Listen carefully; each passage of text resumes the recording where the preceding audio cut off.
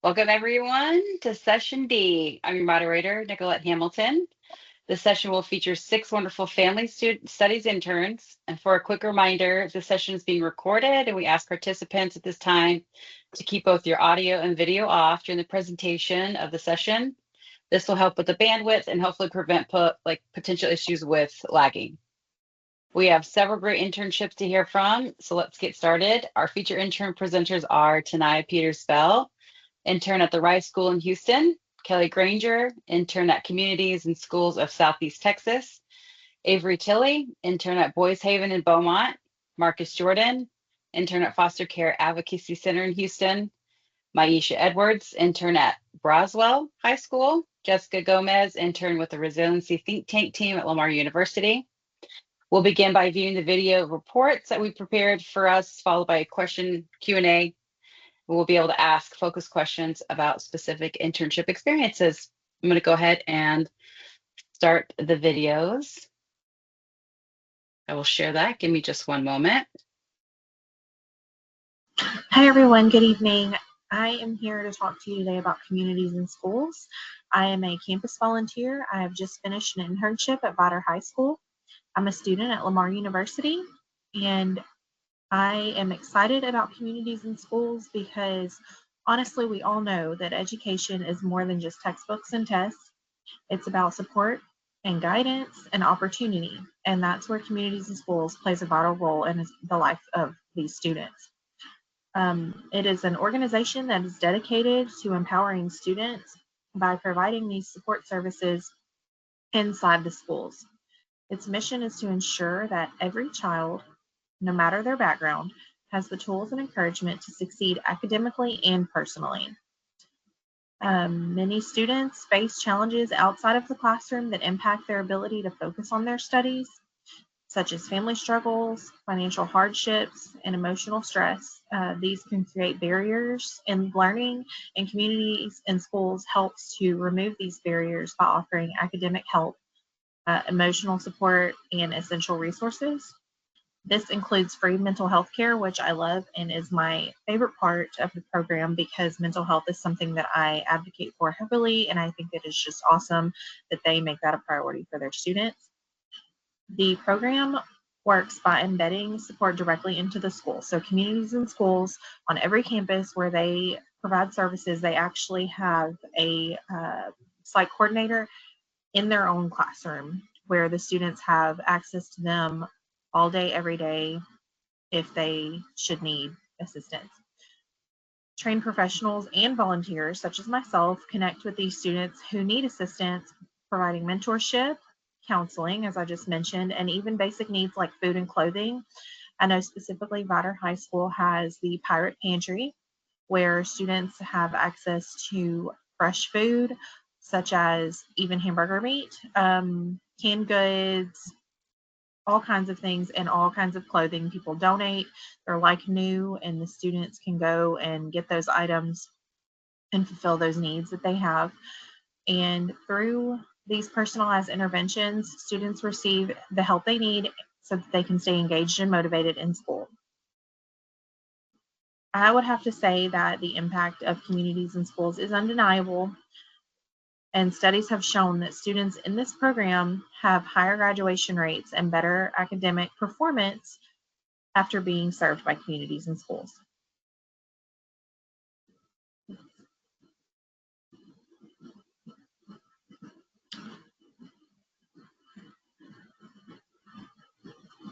The mission thrives through involvement, whether it's volunteering, donating, or simply spreading awareness. Every contribution makes a difference. The more the word gets out about communities and schools, the more they have the opportunity to go into these schools and to provide these services to these students. There are certain requirements for communities and schools to be able to go onto a campus, and I do believe that it has to be a Tier 1 school.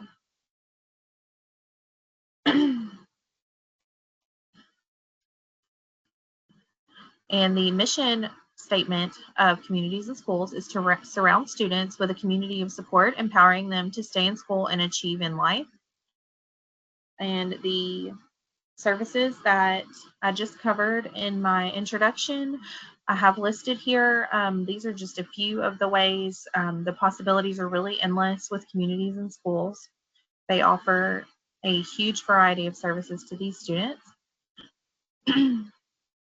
This is just a great way to keep students engaged and interested in school.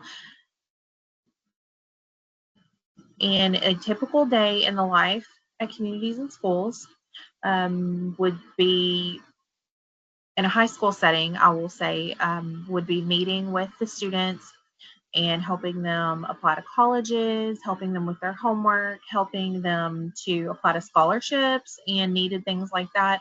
Also, taking students to the food pantry, providing clothes for them, providing necessities such as shampoo, conditioner, soap, deodorant, all those kinds of things. Lots and lots of high schoolers come in needing deodorant. And they also have a designated day where the licensed practicing counselor, I think that's what that stands for, I apologize, comes to the school and sees any students that need counseling and they have the permission of their guardian. They can see that counselor and get some therapy going. And let's see.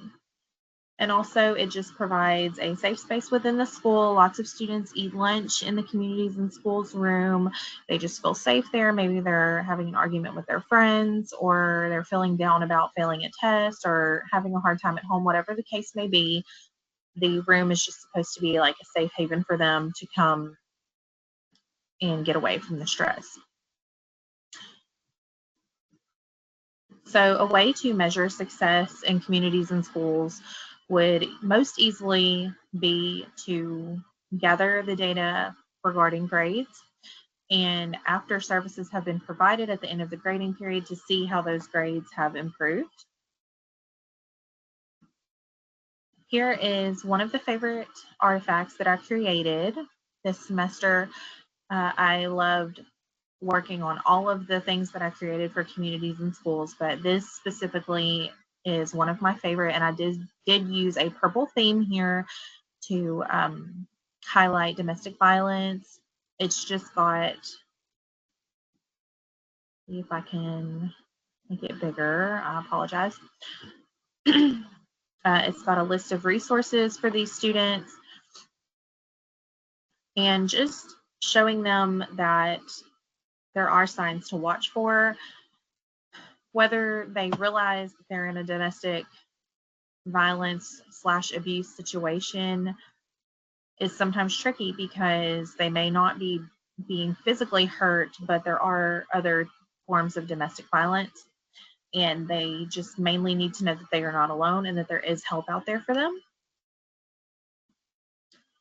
And my second favorite artifact that I created is about teen alcohol and substance abuse, which I don't think that people realize is such a huge problem in this day and age. I'm unsure if it has always been an issue, but I, after actively being in a high school, have realized how big of an issue that this is. So it's just got some statistics here and, reasons why students may tend to lean in this direction. And of course, this is not one size fits all. There are dozens and dozens of reasons why students might turn to drugs and alcohol. But I think mainly peer pressure and home struggles are the two main, and also some resources where they can get help, as well as a hotline down here at the bottom. Reflecting on my experience at communities and schools, like the slide says, I have just learned the importance of empathy in mentoring these students. They really need someone to guide them and to just be there. Just be there for them is the main thing. They really benefit from this program. I've witnessed it personally, and some of these students are really struggling, hence the importance for patience and adaptability. All students are different. This is not one size fits all. They all have different needs, and it's sometimes a struggle to find a balance. But, once you get to that certain point where you see a breakthrough happening. It's very rewarding. I would like to acknowledge my site coordinator, Mick Coates at Vider High School. And I just appreciate her sharing her space with me this semester and for showing me the ropes. Hi, good afternoon, everyone. My name is Avery Tilley. I'm a current intern with Boys Haven of America and their current program Journey House, and the year is 2025. An overview of Journey House is that it's a program for young men ages 18 to 24 who can come live on campus for up to 2 years. We help them get into school, get jobs, and teach them different life skills. We do try to empower these young men through mentorship, so we do have volunteers that will come onto campus, as well as 24/7 RA staff that are there to help guide the residents in any aspects that they may need.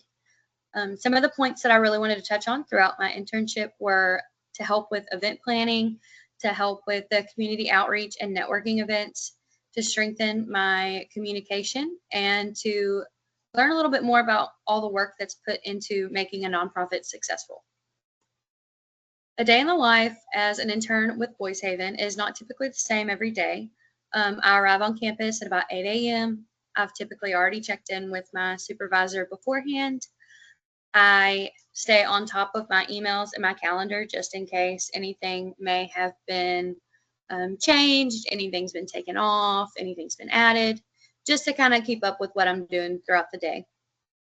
When I do have the time, I will attend the weekly or bi-weekly staff meetings with the program director as well as the RAs. I have made multiple PowerPoints for different life skills for the residents. I have attended trainings and webinars through DFPS, RHY, TCC, and I did a 2-day in-person TBRI training with Dr. Angelique Avery. I've gone to multiple networking events, whether it be job fairs, ribbon cuttings, health fairs, your typical morning coffees, you name it, I've probably done it. I've attended different local meetings such as the Southeast Texas Strong Families Coalition, the Southeast Texas Homeless Coalition, as well as the Southeast Texas Social Services Coalition. So one of my strategic plan objectives was to become more comfortable in public speaking. It was typically something that I shied away from, I avoided, but with all these networking events, when you go to these, you have to go and talk to other organizations that are in the community. So it kind of, it pushed me out of my comfort zone and made me kind of get in this place where I felt more comfortable doing it after doing it over and over and over. I learned how to run booths at different events, whether it be job fairs, health fairs, or just big community events. And that has also helped me build rapport and help with my public speaking. So the 2 lab artifacts that I put on here are the Lamar State College Orange Job Fair, which was one of the first job fair booths that I was able to actually help run. I went with my mentor, Nicole, where she kind of gave me the lay of the land of how things should be set up and what to say when people come and talk to you and how to kind of get the word out about Boys Haven and Journey House. The second picture is the Suicide Awareness Walk, where I actually ran the booth by myself. I think all of the networking events and the different booth events that I have gone to helped to really build up my confidence to be able to go and do this by myself. These are my lab artifact highlights. It's quite a few pictures of all the things that I've kind of gotten to do throughout the internship, whether it be heart-to-heart hospice, different ribbon cuttings, fundraisers for Boys Haven, the Southeast Texas Homeless Coalition meetings, and we had a volunteer day also at Boys Haven.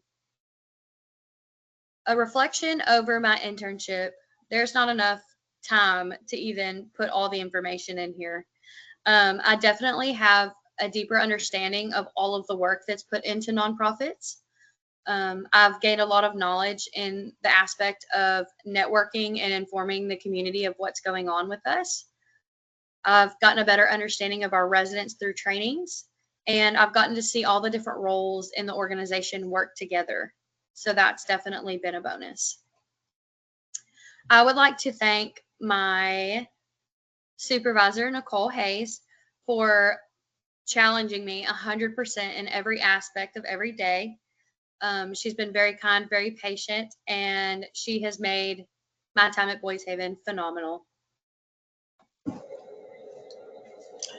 Hi, today I'm going to talk about my internship at Foster Care Advocacy Center. I am a parent partner and really excited about the work I have been doing. In addition to being a parent partner intern, I am also a full-time social service coordinator, where I work with youth who are aging out of the system. A little overview. Mission: support families in the foster care system with a focus on reunification and promoting safe, lasting connections between children and their parents. Our focus: advocate for family reunification, assist parents through the process, and help children transition back to their families in a supportive and effective manner. Programs: parent support groups, one-on-one mentorships, legal advocacy, and reunification planning assistance. Our goals: ensure parents are equipped with resources, knowledge, and support to regain custody of their children.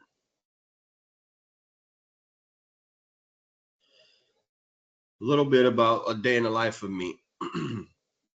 Every day is different for me, but each day one of the following can happen: supporting parents involved in the reunification process, attending court, attending court hearings to advocate for families reunification, and providing emotional and logistical support to parents working towards reunification. Facilitating communication between parents and caseworkers, as well as the legal team. Assisting parents with navigating services. Examples are parent class, drug rehabilitation, and engaging in team meetings to strategize on most effective paths to reunification.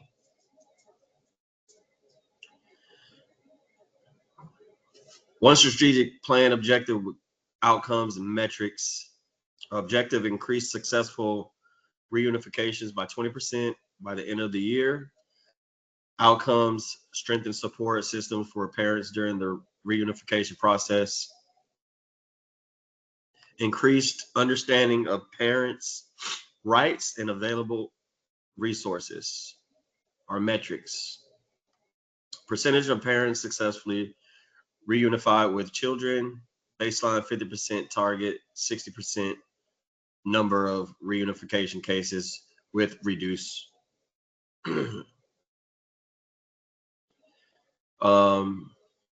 Examples are children returning to foster care, baseline 10% and target is 5%. Lab artifacts. My two artifacts include a logic model and a blog post. I really enjoyed the blog post.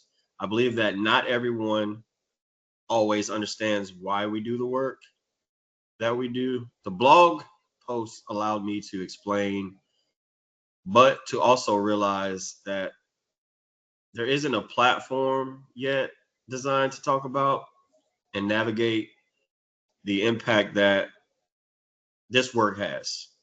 It is truly up to us to raise awareness and bring attention to these concerns and be loud.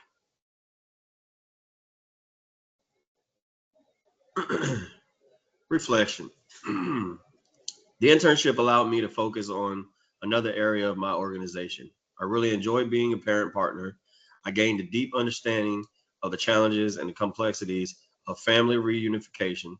Powerful memory for me was assisting a mother reunify with her child after a long and difficult process. Special project: coordinating a series of meetings between parents, caseworkers, and legal teams to streamline the reunification process. I learned how critical the role of advocacy is in helping families stay together.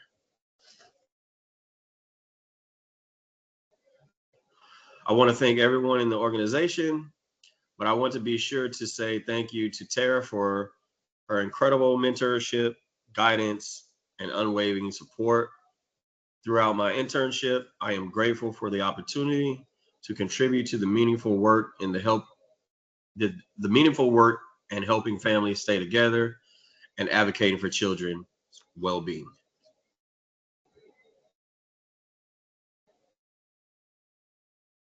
Hi, my name is Maisha Edwards, and I'll be discussing my internship with the Impact Group. The overview of my internship consists of engaging in events to help parents and students comprehend information such as the course options leading to industrial certification, connecting with students and professional leadership to navigate and share the importance of college technical school education. I also assist with office administration duties, gaining knowledge that will help me in the future career path for supporting students.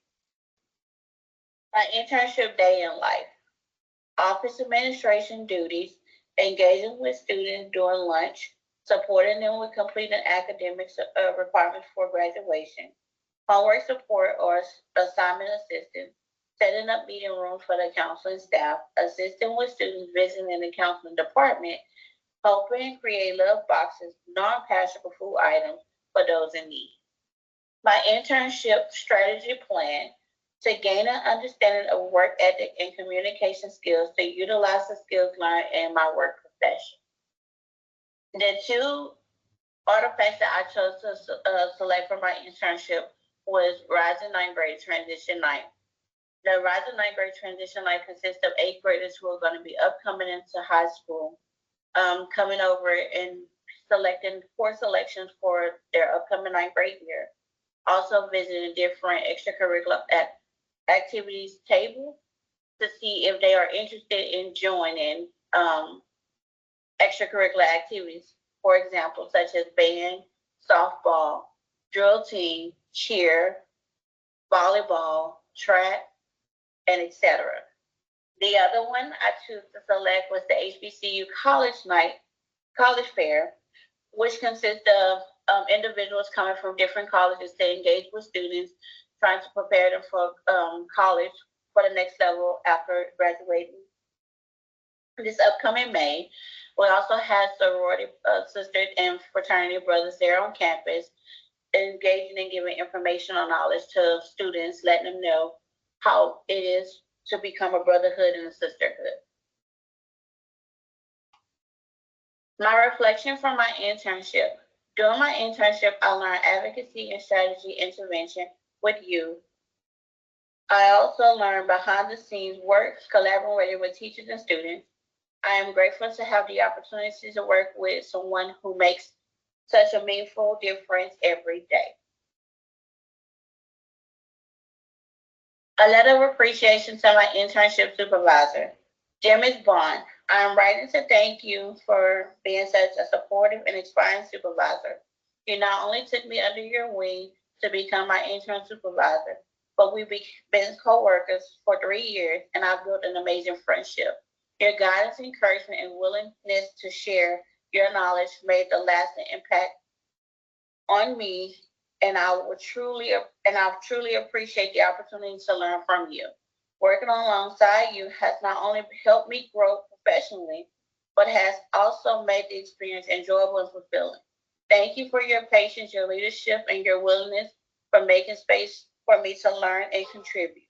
I am grateful for everything you have done to support my education, and I hope to carry the skills I learned while working under you with me into my next chapter of my journey. With appreciation, Maisha Edwards, Impact Intern, May 2025. My name is Jessica Gomez. I am a resiliency student intern at the Lamar University Center for Resiliency. We do research and data collection. We conduct research to identify root causes and gaps in current services. We focus on resiliency, emphasizing building resiliency through education, employment, mental health, and community support services. We also do community outreach and engagement. It involves local communities, organizations, and businesses building resilient systems and networks. A day in the life of an internship. We My internship role is to attend meetings every Monday and Wednesday with the other resiliency think tank members. And every Monday and Wednesday, we discuss about things that are already scheduled ahead of a week, or things that we need to schedule, or just projects that we need to work on. Uh, we also, as I was saying, we work on any projects regarding the resiliency team and other tasks. We also do research and we collect information on certain subjects regarding the resiliency team. And we also work on our training that relates to the resiliency think tank. And we focus on subjects such as homelessness. Homelessness is actually our main focus. One strategic plan that I have, my goal is to improve access to support services for Spanish-speaking families in Jasper by enhancing outreach, communication, and resource availability. This is one of my lab artifacts, and it is my resiliency think tank poster. And these are the 3 highlights for this poster. It is to support women and children. I learned that survivors need more than just shelter, they need emotional support. And I now have an understanding that fear and dependence can deeply trap someone in abuse. And it shows that the community can be a great pillar and it breaks cycles. This is another one of my lab artifacts, and it is my certificate. And this certificate can ensure ethical, trauma-informed approaches when working with vulnerable populations, and it gives me an understanding of informed consent. It supports advocacy efforts by helping to use research informing policy and services. My reflection is that I gained insight on ethical research practices when working with women and children. I learned to prioritize confidentiality and emotional safety in sensitive research settings, and I gained awareness of trauma-informed approaches to empower women and protect children. I have one acknowledgement, and that is to Dr. White.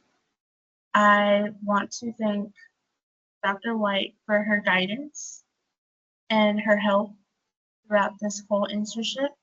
It has been great to be in the Resiliency Think Tank team, and I hope to thrive even more as the semester nears its end.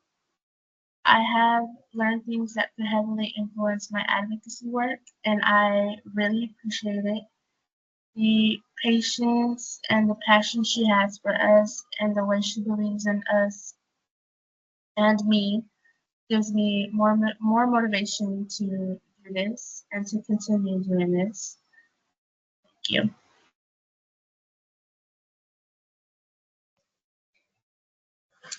Hi, my name is Tanaya Peters-Bell, and I want to take this opportunity to discuss my time as a wraparound specialist intern at the Rice School. Overall, my experience was truly one I will not forget. I learned so many great things that I will be able to use once I transition into the education field. For example, I learned how to effectively communicate with the students and their parents in their time of need. I learned that a lot of families are not aware of the resources that are available, and it's our job to get that information out there to them.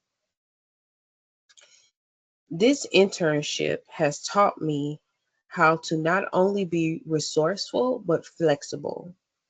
I enjoy building the relationship with the staffs as they mentored me and guided me to the road of success.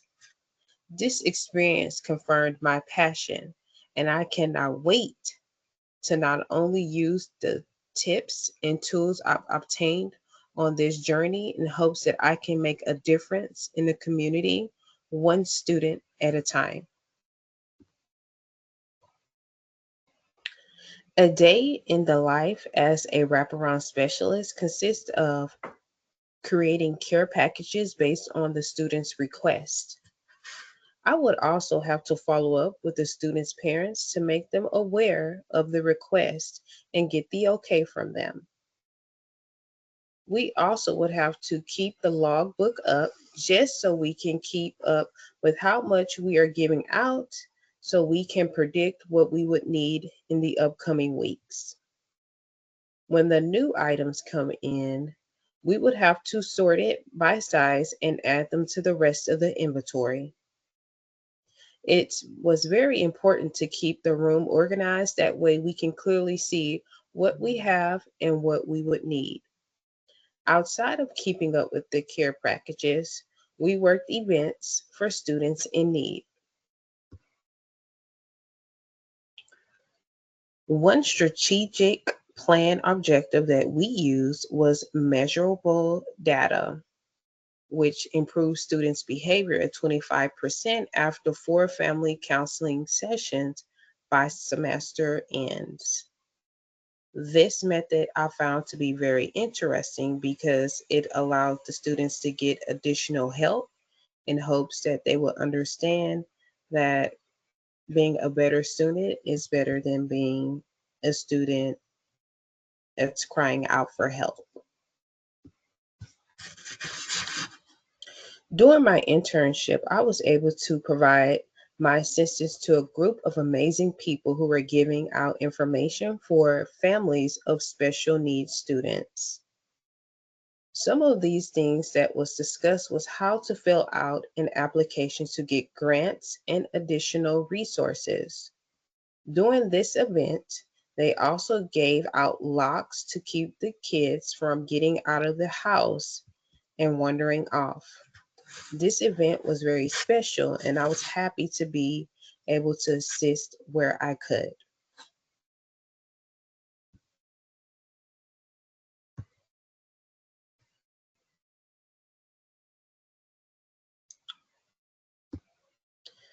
This next event was put in place to provide hope to pregnant teens and restore a sense of purpose back into them, reassuring them that they are not alone and that they are not failures, even though they became parents at a teenage stage of their life.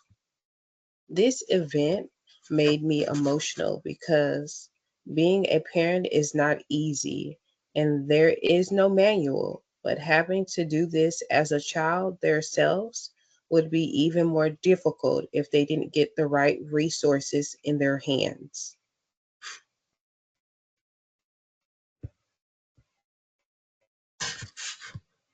My reflection of the last couple of months that I spent at the Rice School and the YMCA Sunrise Center is one that I would never forget.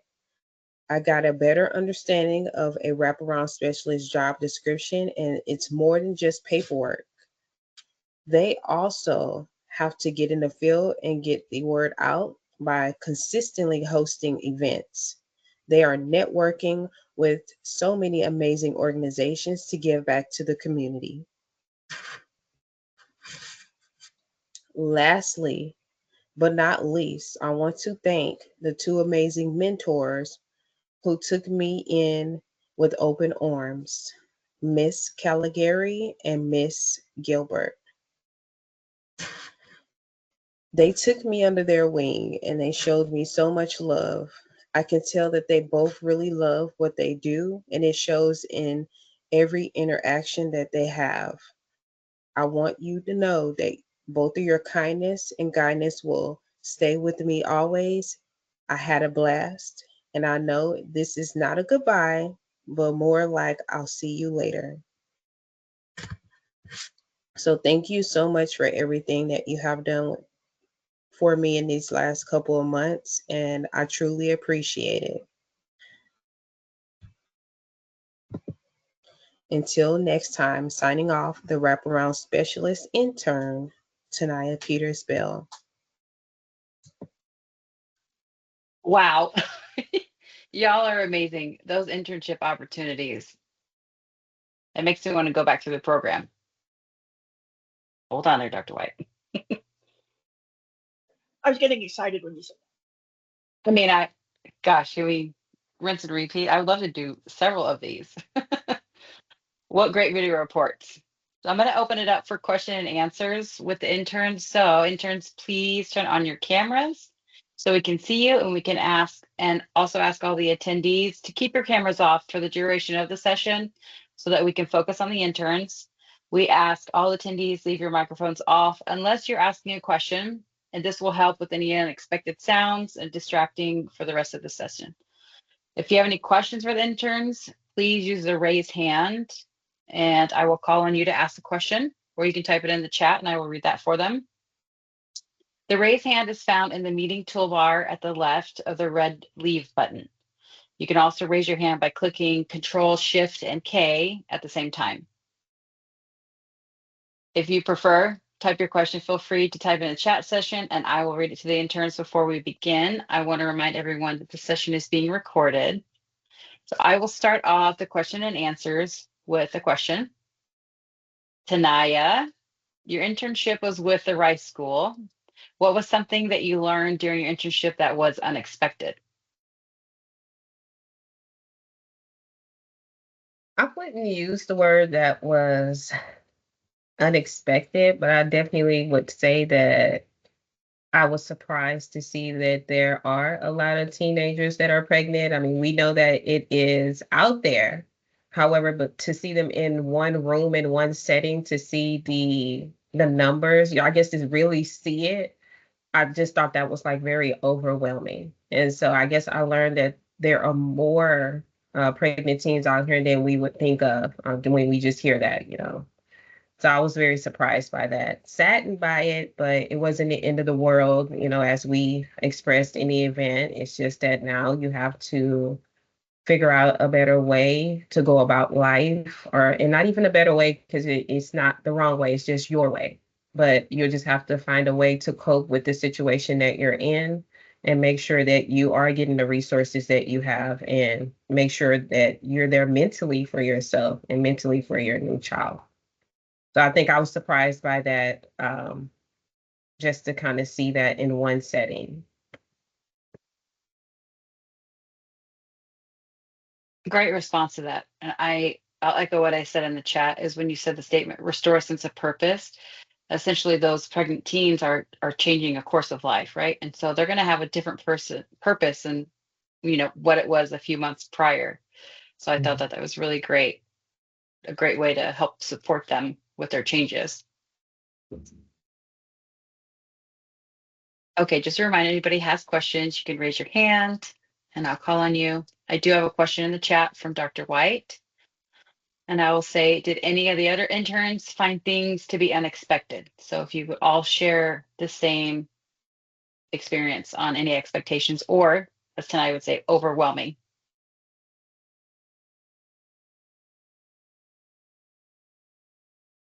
So I think something, it wasn't necessarily unexpected, but it was shocking, was how many, like for me, I'm at Boys Haven and their program is Journey House.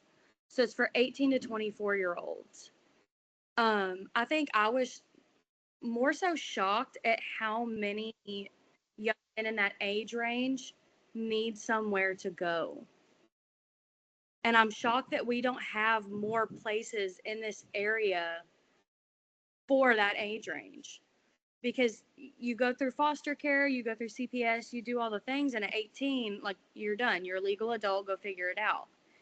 And like we've gotten residents in that were in foster care until they were 18.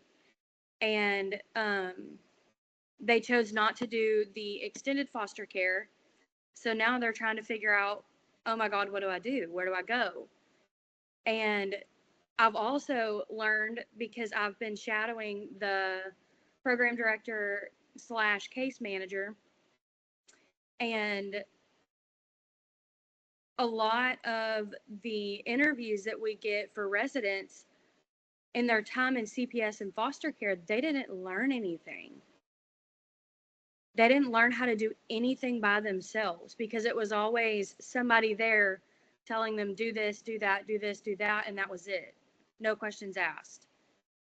So then when they come and they become a resident at Boys Haven, that, I think this kind of ties into your about the life skills PowerPoints. That's where that ties in too. Is I did one over like interview skills, because they didn't know what to wear, what to do, how to figure that out. They didn't know how to navigate that. We have residents that come in that have substance abuse problems, and they're trying to find healthy outlets to that. They may come from trauma-formed homes, and they don't know how to handle conflict. They can't handle conflict. They can't handle anger. I've gone through and we've done life skills PowerPoints on that, and that's for the residents to kind of have and to keep to, okay, well, this is a way that I can handle this that's going to be healthy. This is something as an outlet that I can do that's going to be beneficial for me in the long run. Because we don't want to just help them now. We want to help them now, but we want to make sure that they've got the tools that once they decide to fly the coop, that they have these tools and the knowledge to be able to go and be successful in the real world.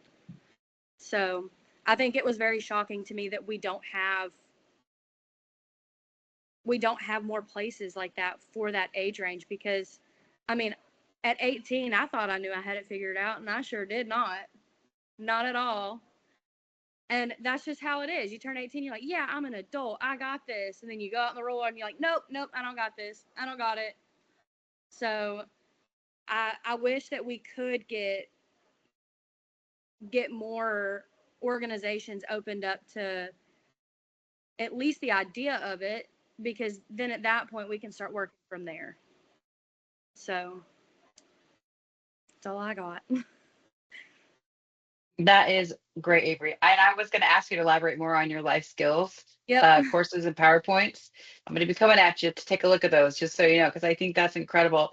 Just these little micro moments that you can help teach somebody, like emotional management, because it doesn't really happen, right? You're like navigating in the moment when anger arises or fighting. And it's not like, okay, let's pause and take a minute on how are we supposed to process this, like the best way, right? I think it's great. Any other comments or questions for Avery on that? And if not, we'll go over to Kelly.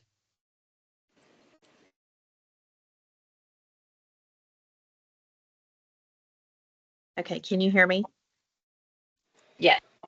Okay, I have my little headphones in. I didn't know if I was doing it right. I think for me, what was unexpected, I kind of expected the experience as a whole to be different. It was interesting hearing how Jamisha's experience was going through the same organization, but we're at two completely different schools at two completely different age ranges. We have two different site coordinators, and I don't think I realized just how different it was until we went to the staff meetings and we're kind of comparing notes, and then I see the other site coordinators, and I kind of begin to realize that maybe mine is not doing the exact fulfilling the job as much as she maybe could be.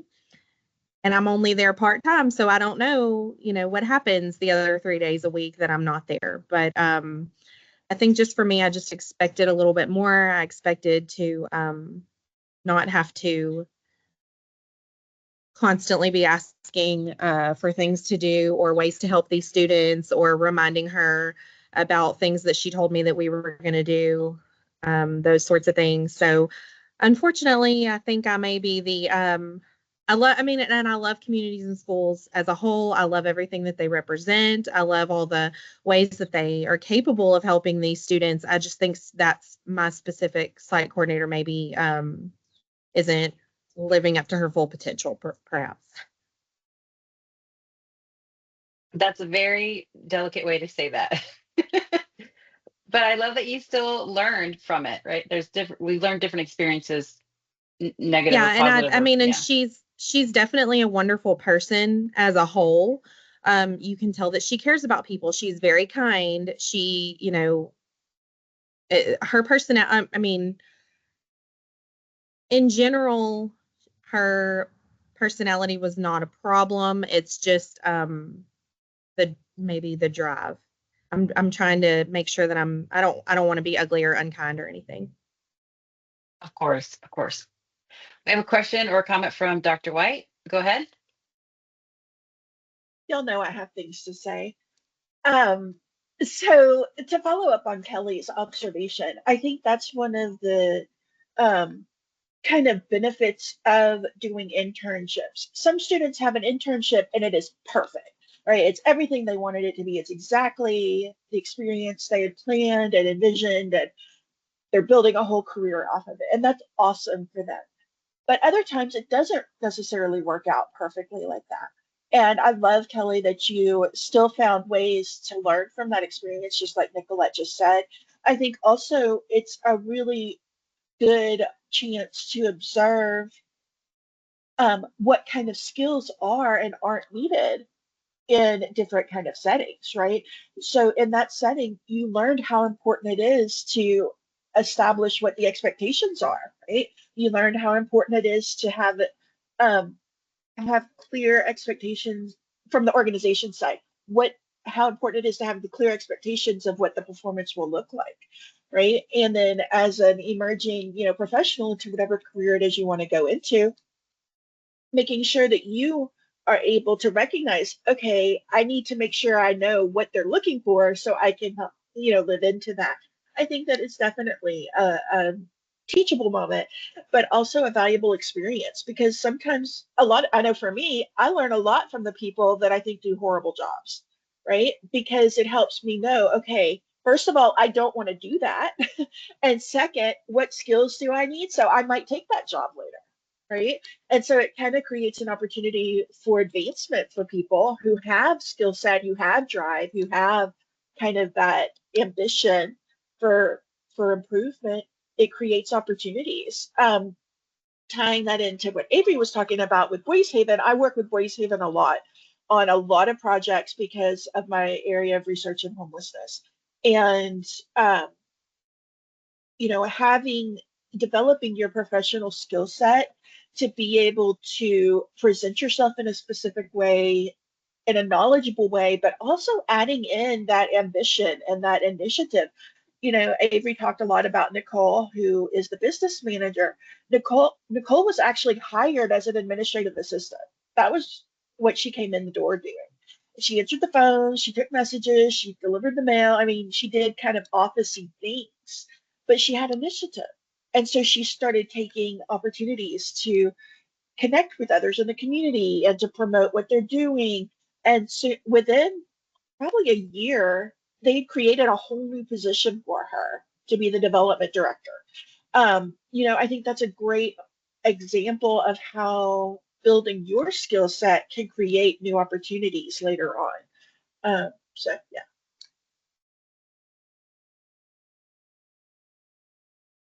Yeah, it That was really is definitely amazing. a teachable. No, it was definitely a good learning experience of just because I know that she does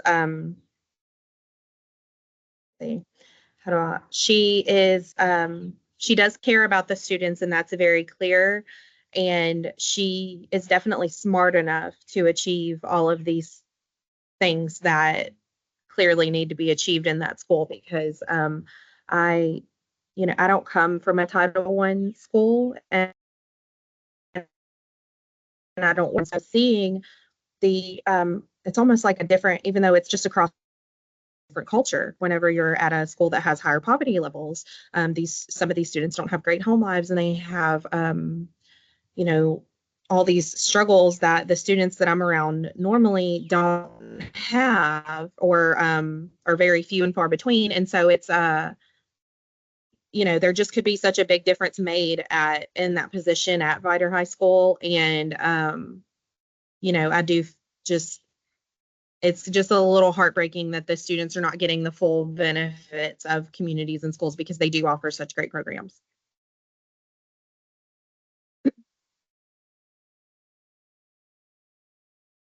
I'll ask a question if nobody else has. Let me just make sure the chat, no hands. Okay. So Avery, this is going to be for you. I am interested in what the hardest part of your internship was. It sounds like it was incredibly impactful. And what was the most challenging for you? That's a good question. Oh, sorry. Currently in the midst of making lunch for kids. So I think the most challenging part was absolutely especially when doing the case management aspect of it. You're dealing with people from all different backgrounds. And especially with Boys Haven, because it's 18 to 24-year-old young men. A lot of them have never been taught how to handle their emotions. I had one resident actually come up and tell me, he said, it doesn't matter how I feel. He said, if I talk about that, it makes me less of a man. And that was okay, why don't you sit down?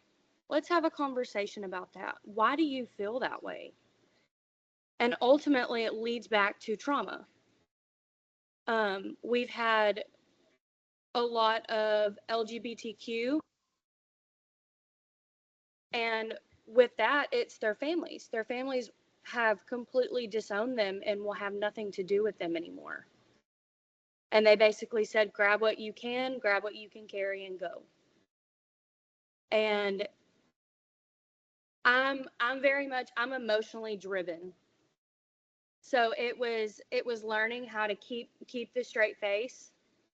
You can't let it, when you're talking to people that are in situations like that, you can't react.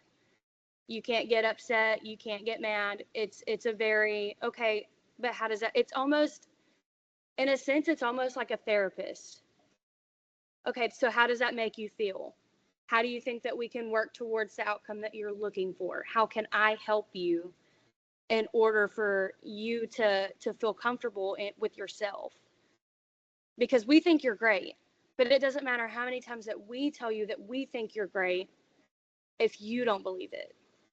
Because then we can't start with the change. We can't make that change because we can't do that for you. So I think it was more the work aspect of it. I'm a workhorse, so the work aspect of it, that never bothered me. But it was those moments where you get that vulnerability from them because they can't contain it anymore, and they don't know how to express it. They don't know. They've never been given the tools to do these things. So I think that was definitely the hardest part. And for me, it's okay, so now we've established that this is a problem. This is something that they're struggling with. So what can I do to help? What resources can I find? Can I find resources for our residents that have had substance abuse in the past, that are recovering addicts? Are there people that we can have come in and talk to them about that have lived that experience? Because I have not, and I've told them that, like, I've loved an addict. I have family that has had issues with that. I have loved one, but I have never been where you are. So I will never tell you that I know exactly how you feel, because I don't. And it's a transparency type situation, because there's only so much knowledge that I have about the situation, but I've never been there. So I think the emotional aspect of it, which even with the emotional aspect of that, I feel like it drove me more to, okay, how can I help? What can I do? What can I find that will be beneficial to them to make their time here and their future better? So overall, I'm very pleased with how my internship has gone. I have learned a lot, a lot. Thank you, Avery. We're getting close to running out of time, so I'll ask this question and a response from each of you. Is what advice would you give to future interns? We'll start with Tanaya, then go Kelly, and we'll go Avery. One of the advices that I would give to future internships is just to stay focused, stay organized, make sure that you understand your end goal. And most importantly, it is okay to change your end goal, when you first start your goal, because I know when I started here, I wasn't sure how I actually felt about the resources part, like being an actual career, being that I was going for education. And then I solely thought that paperwork, paperwork, paperwork. But when I started my internship, I realized it was more than paperwork, which is why I had to mention that in my actual presentation. So there's a lot of background work that they had to do, and it made me more open to this internship. I love giving information to someone that doesn't have it, whether it's knowledge or whether it's resources. But when I was just thinking about black and white paperwork, I was like, I'm not interested in that. But then when I started doing the internship and I saw that there was more hands-on things, I've grown to love the actual position of what the actual wraparound specialist entails. So just remember, it's okay to shift in your plans. Sometimes things happen for the better. You just don't know what the reason is until you're actually at that point. Keep being amazing. When times get hard, just keep pushing. And also, nothing worth having comes easy. So we all had to go through a struggle. We all had our trials and tribulations, but we made it to this point, and you will too.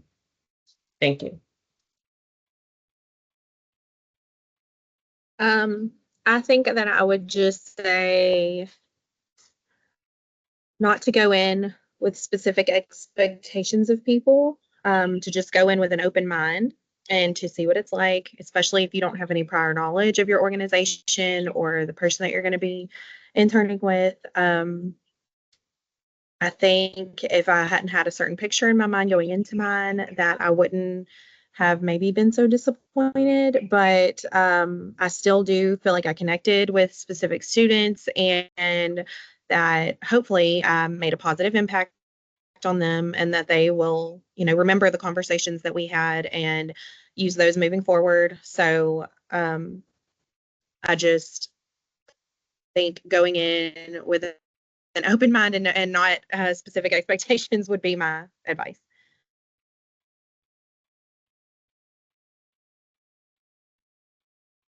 Okay, thank you. Do you have something, Avery, that you want to share real quick on advice that you give future interns? I think the biggest thing for me would be if you can find an internship about something that you're passionate about, do that.